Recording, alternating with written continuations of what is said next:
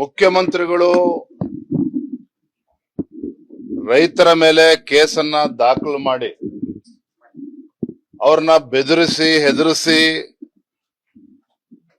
ರೈತರನ್ನ ಬೀದಿಗೆ ತಂದು ಜಮೀನನ್ನ ಕಸ್ಕೊಳ್ಬಹುದು ಅನ್ನುವ ಭ್ರಮೆನಲ್ಲಿ ಅವ್ರೇನಾರ ಇದ್ರೆ ಆ ಭ್ರಮೆಯಿಂದ ಹೊರಗೆ ಬರಬೇಕು ಅಂತೇಳಿ ತಮ್ಮ ಮುಖೇನ ನಾನು ಆಗ್ರಹ ಪಡಿಸ್ತಾ ಇದ್ದೇನೆ.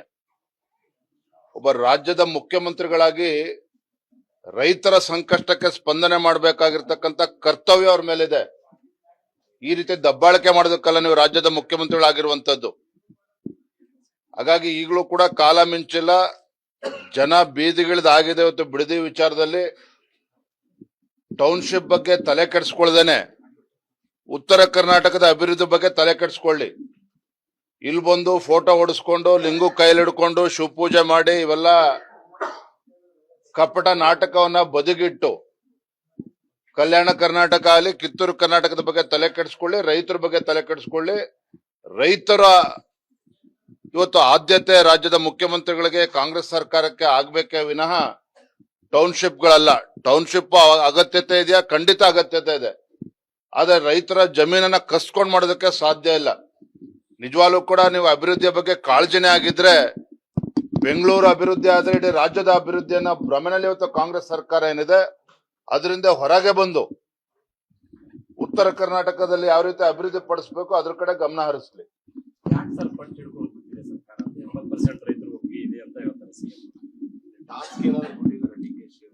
ಬಿಡದಿ ಟೌನ್ಶಿಪ್ ಜೊತೆಗೆ ಕನಕಪುರದಲ್ಲಿ ಏರ್ಪೋರ್ಟ್ ಅನ್ನ ಏನ್ ಮಾಡೋದಕ್ಕೆ ಹೊರಟಿದ್ದಾರಲ್ಲ, ಇವೆರಡೂ ಕೂಡ ಒಟ್ಟೊಟ್ಟಿಗೆ ಸೇರ್ಕೊಂಡಿದೆ. ಮತ್ತೆ ಡಿ ಕೆ ಶಿವಕುಮಾರ್ ಅವರು 100 ಎಕರೆ ಅಲ್ಲ 1000 ಎಕರೆ ಜಮೀನನ್ನ ಅಲ್ಲಿ ಇದೆ ಅನ್ನೋ ಚರ್ಚೆಗಳು ಕೂಡ ಅಲ್ಲಿ ಜನಸಾಮಾನ್ಯರು ಮಾತನಾಡ್ತಾ ಇದ್ದಾರೆ. ನಾನು ಅದಕ್ಕೆ ಅವತ್ತಿನ ಕೂಡ ಹೇಳ್ತಾ ಇರುವಂತದ್ದು, ರಾಜ್ಯದ ಮುಖ್ಯಮಂತ್ರಿಗಳಿಗೆ ರೈತರ ಬಗ್ಗೆ ಆಸಕ್ತಿ ಇರಬೇಕೇ ವಿನಃ ರಿಯಲ್ ಎಸ್ಟೇಟ್ ಬಗ್ಗೆ ಅಲ್ಲ. ರಿಯಲ್ ಎಸ್ಟೇಟ್ ಬಗ್ಗೆ ಮರೆತು ರೈತರ ಬಗ್ಗೆ ಆಲೋಚನೆ ಮಾಡಿದ್ರೆ ಬಹುಶಃ ಇವತ್ತು ಬಿಡದಿನಲ್ಲಿ ರೈತರು ಬೀದಿಗಿಳಿದು ಹೋರಾಟ ಮಾಡುವಂತ ಪರಿಸ್ಥಿತಿ ನಿರ್ಮಾಣ ಆಗ್ತಾ ಇರ್ಲಿಲ್ಲ.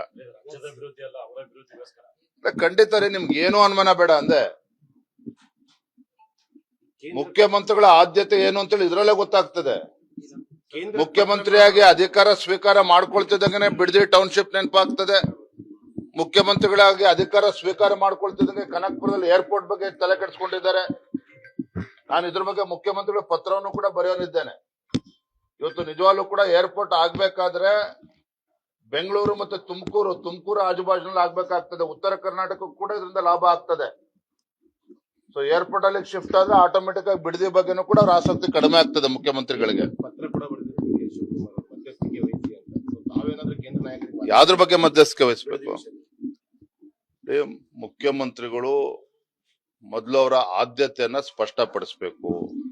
ಅವರ ಆದ್ಯತೆ ರಿಯಲ್ ಎಸ್ಟೇಟ್ ರೈತರು ಅನ್ನೋದ್ ಬಗ್ಗೆ ಸ್ಪಷ್ಟತೆ ಪಡಿಸಿದ ಮೇಲೆ ಕೇಂದ್ರದವರು ಇದ್ರಲ್ಲಿ ಬರಬೇಕೋ ಬೇಡ ಅವ್ರು ತೀರ್ಮಾನ ಮಾಡ್ತಾರೆ. ನೀವೇ ರಾಜ್ಯದ ಮುಖ್ಯಮಂತ್ರಿಗಳು ನೋಡಿ. ಇವತ್ತು ಟೌನ್ಶಿಪ್ ಆಗ್ಬೇಕು, ಅದರಲ್ಲಿ ಬೆಂಗಳೂರು ಅಭಿವೃದ್ಧಿ ಆಗ್ಬೇಕು, ಯುವಕರಿಗೆ ಉದ್ಯೋಗ ಸೃಷ್ಟಿ ಆಗ್ಬೇಕು, ಇದು ಯಾವ್ದನ್ನು ಕೂಡ ಅಲ್ಲೆಗಳಿತಾ ಇಲ್ಲ. But not at the cost of the farmers. 70% ಅಷ್ಟು ರೈತರು ಇವತ್ತು ಜಮೀನನ್ನ ಕೊಡೋದಕ್ಕೆ ತಯಾರಿದ್ರೆ ಅಲ್ಲಿ ಭೂ ಸ್ವಾಧೀನ ಮಾಡ್ಬೇಕಾಗ್ತದೆ ರಾಜ್ಯ ಸರ್ಕಾರ. ಈ ರೀತಿ ದಬ್ಬಾಳಿಕೆ ಮಾಡಿಕೊಂಡು ಗುಂಡಾಗರ್ದಿ ಮಾಡಿಕೊಂಡು ಗುಂಡಾಗಳನ್ನ ಬಿಟ್ಟು ರೈತರನ್ನ ಬೆದರಿಸಿ ಈ ರೀತಿ ಮಾಡೋದಕ್ಕೆ ಸಾಧ್ಯ ಇಲ್ಲ. ಎಚ್ಚೆತ್ಕೊಳ್ಬೇಕು ರಾಜ್ಯದ ಮುಖ್ಯಮಂತ್ರಿಗಳು.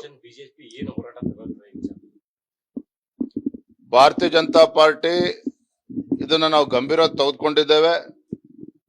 ರೈತರಿಗೆ ಬೀದಿ ಬರೋದಕ್ಕೆ ಏನ್ ರಾಜ್ಯ ಸರ್ಕಾರ ಹುನ್ನಾರ ಹಾಕಿದ್ರೆ ಅವಕಾಶವನ್ನ ಕೊಡೋದಿಲ್ಲ.